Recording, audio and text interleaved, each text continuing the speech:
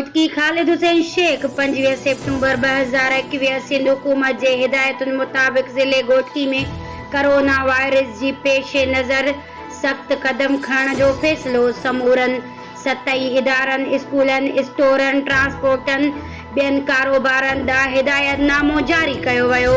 अमल न कंदड़नि ख़िलाफ़ कानूनी कार्रवाई जो चिता तफ़सील मूजिब डिप्टी कमिश्नर घोटकी मोहम्मद उस्मान अब्दुल्ला सिंध हुकूमत पारां जारी कयल हिदायतुनि मुताबिक़ ज़िले जी निजी स्कूलनि कॉलेजनि ऐं कंप्यूटर सेंटरनि ॾांहुं हिदायतनामो जारी कयो आहे त सिर्फ़ उन्हनि शागिर्दनि खे अचण जी इजाज़त ॾिनी वञे जंहिंजे वालिदैन कोरोना वैक्सीन लॻराई आहे।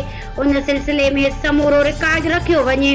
ॿी सूरत में संदन इदारनि खे सेल बि करे सघिजे थो। ॿियनि चयो आहे त पॉलिसी मूजिब समूरा ट्रांसपोर्ट सिर्फ़ उन्हनि मुसाफ़िरनि खे सहूलियत फराहम कंदा जन वटि कोरोना वैक्सीन लॻाइण वारा सर्टिफिकेट हूंदा। जेकॾहिं कंहिं ट्रांसपोर्टर पॉलिसी जे ख़िलाफ़ वर्ज़ी कई त संदसि बस वैगन या कोच खे तहवील में वठी मथस केस दाख़िल कयो वेंदो।